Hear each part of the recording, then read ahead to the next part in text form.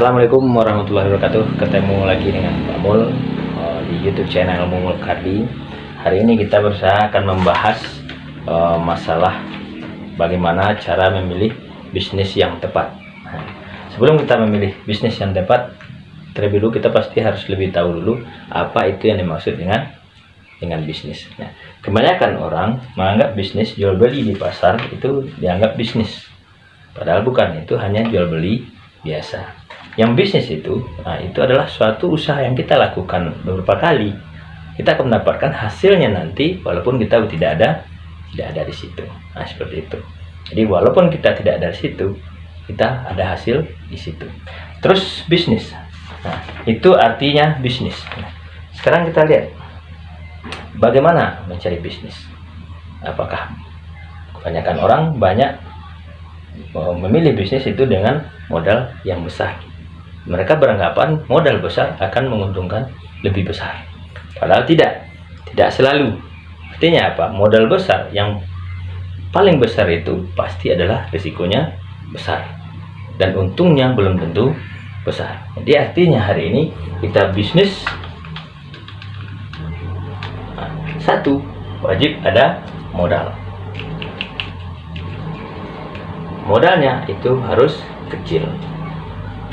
Kenapa kecil? Karena di ilmu ekonomi kita wajib mengeluarkan uang sekecil-kecilnya untuk mendapatkan keuntungan yang sebesar-besarnya. Itulah yang bisnis. Terus kenapa dia kecil? Supaya risiko tidak ada. Dan kenapa kecil? Bisa langsung kita mulai. Dan juga kenapa kecil? Supaya banyak yang bisa melakukan bisnis ini. Itu yang pertama. Yang kedua, setelah modal kita butuhkan adalah hasil. Untuk hasil ini memang semua orang pasti sama, yaitu harus besar. Tidak ada orang yang berbisnis yang maunya hasilnya kecil, pasti semuanya mau besar. Terus yang ketiga, waktu. Waktu pencapaian hasil itu harus relatif cepat.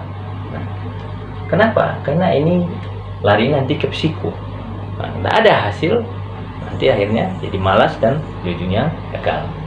Terus yang keempat adalah kerja. Kerjanya gimana? Kerjanya harus ringan dan mudah. Kenapa? Karena sifatnya kita adalah, semua orang itu dasarnya adalah malas. Jadi artinya kerja yang melakukan itu harus mudah atau ringan. Nah, inilah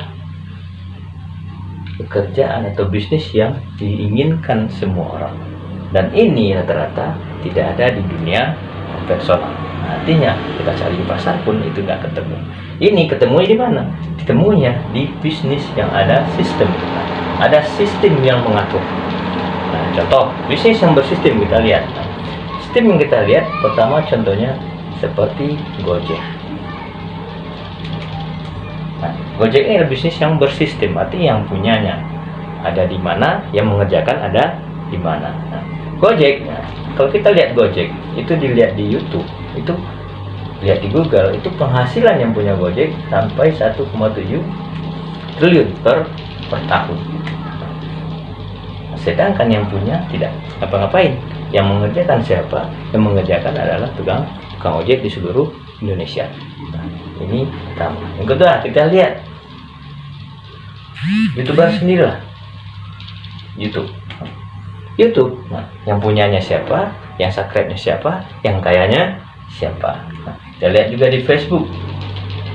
Kita lihat di Facebook sama. Paket kita yang habis, yang kaya adalah orang yang punya Facebook.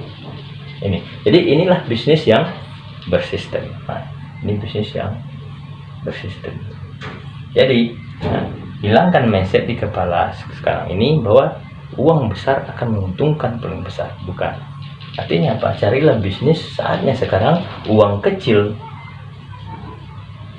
cari uang besar. Nah, yang perlu diperbesar apa?